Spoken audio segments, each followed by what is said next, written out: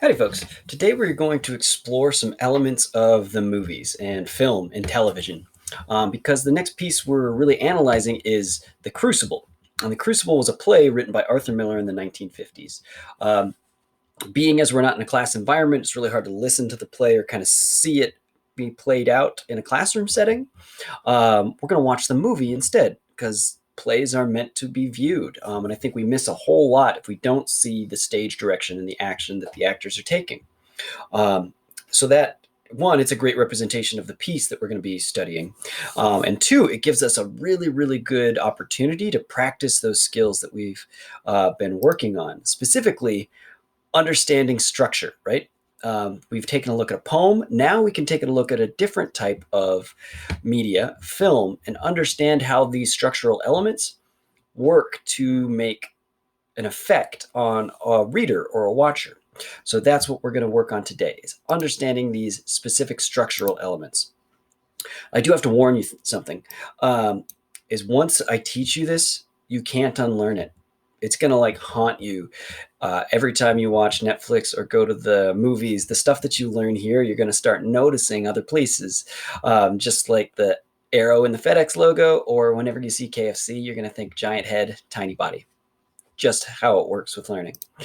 Um, so this unit is going to be on, or part of this unit is going to be on this idea of a film study, figuring out what structural choices directors and filmmakers make and choose to literally show us anything they want. Because once you kind of get your head around that artists and authors literally can do whatever they want in their paintings, it's up to them to figure out, okay, when I have an infinite amount of choices, what choices do I make and why do I make those choices?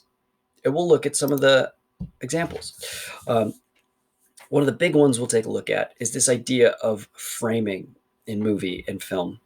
It basically boils down to what and how a director decides to show at any given point in a movie. So you got to understand that term, framing. It's what we are literally seeing in the box of the whatever screen we're watching this on. And remember that a movie is not just about what's there, it's about what's not there too, right? What can't we see past the edges of our screen? It basically indicates what and how we are looking. So within framing, we've got a lot of different techniques that directors can use. So we'll look at a couple of camera shots first. So the first is the idea of a close-up, right? If I put the camera right up really close to the lens, why am I doing that? And usually directors use this to emphasize emotional state or show something's importance, right? If I zoom in on my microphone, you're going to know that that microphone is important, or it better be important. Otherwise, that's a wasted shot. Next is a medium shot. It's about what I'm in right here. Medium shot where you can see my head and shoulders. It's not just seeing my face. Head and shoulders. And this is important because it allows you to still see what's going on with the character, see their emotion, see their reactions, but you can also see kind of their background. It's very neutral also, because when you're just standing talking to someone, it's about the length that a medium shot would be, about the length that you would stand apart from them. So if I'm sitting talking to my wife, generally my focus, head and shoulders, is around them. So I'd say it's neutral, allows us to see some background, but it also allows us to see emotion. Then we'll go into a full shot. And this is where we can see the character stand basically from head to toe, maybe from like calf to head, whatever. And it's more of an emphasis on the movement of that character or their environment, right? If I'm going to have a fight scene, I'm not going to shoot a fight scene entirely in close-up. I would have no idea what's going on. Good directors will back it up occasionally and then mix in close-up shots of a fight scene so we can see the awesome action that Chris Hemsworth is doing. And then we'll see the impact of like a punch or a kick or something like that in a close-up. And then last one, it's called a long shot or a wide shot. And it really emphasizes their surroundings. So if you can see it right there, that's the person. That's our character. And obviously, the character is not the important thing in this shot, in this framing technique. The important thing is the snow, the mountains, and what looks to be an incoming storm, right? If you've ever been out alone in the woods, you know that this is a really, really bad sign that I'm alone, it's cold out, and looks like a storm's coming. This is a really dangerous situation for this character to be in. Really focuses on their isolation and kind of like how minuscule they are in this. That's what a long shot can do in a movie or a film. So let's do some practice. What kind of shot is this? I would say this is a wide shot, not quite a full shot because we're seeing more than just him head to toe. And it's really emphasizing maybe the Martians. This is from a movie called The Martian. His isolation and his loneliness, the fact that he is literally on an alien planet, the only human there. How about this shot? This is from The Great Gatsby, wonderful actor Leonardo DiCaprio. I'd say this one would be a medium shot, right? We're seeing him head to shoulders, medium shot, not a close-up, not a full. And why would they choose this? What does this allow us to see? Well, as we read the book, you're going to notice that this particular smile at this particular moment in the book is critical. So remember that for like 2 months from now. So it allows us to see his face and his reaction in that smile, but it also allows us to see these fireworks in the background and kind of emphasizes Great Gatsby's opulence and wealth and kind of his over-the-top nature. And how about this one? You could make an argument here that this is a medium shot or a close-up. I'd say we're inching closer to a close-up shot on this one because we're just seeing the face, really. We do have some shoulders, but I'd say this could be considered a close or medium or somewhere in between. And it's really emphasizing the reaction on her face. This is Frances McDermott in a great movie called 3 Billboards. And she is either on the verge of tears, is what it looks like. So like just the beginning of some emotion in whatever conversation she's having with another character. So really emphasizing just her face. In fact, it's further emphasized by the fact that everything else is blurred, right? There's nothing else in this frame really in focus aside from her face.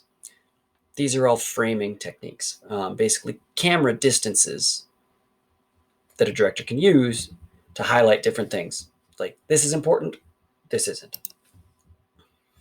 So the other thing, aside from framing, is we're going to take a look at perspective.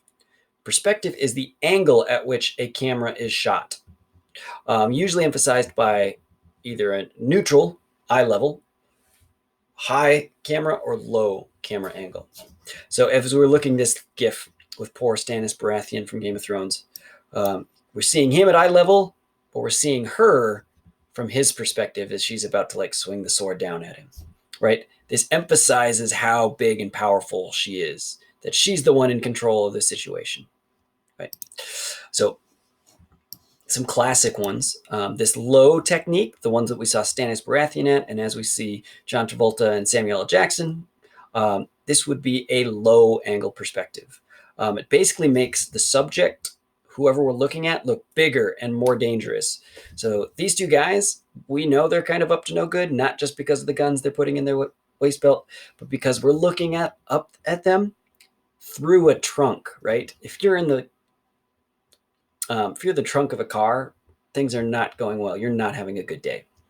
And alternatively, we have a high angle perspective. This picture's from the movie called Matilda. And you notice that this tiny little girl seems even smaller if we put that camera up and look down at her. Gives us the impression that we're kind of domineering over someone. So it makes them seem weak and vulnerable. So I've got a couple examples that I won't go over in this particular video, but I'll post them up on my Google Classroom and on my website that I encourage you to watch and see if you can notice what is the director doing. Famously, the Coen brothers are really good at this. So there's a clip from No Country for Old Men to take a look at that one. And then lastly, we're going to talk about this idea of blocking. Blocking is just how things are arranged in a scene and how people move. So actors don't just stand on a set and the director screams, "Go, do your best." Right? They plan these actions out very carefully. It's like a dance. It's like choreography in a movie. So the way that characters move is very deliberate um, in what they do. So blocking is just the arrangement or placement of actors or objects in a scene. Right? I'm going to stand here. I'm going to move here. Another great example, maybe I'll make a video of sort of a video analysis of watching this one, is a David Fincher's movie called The Zodiac with Jake Gyllenhaal. Some amazing blocking techniques in this particular scene. So take a look at my other videos for those. All right. So kind of gauge yourself right now. How well do you understand what we just covered?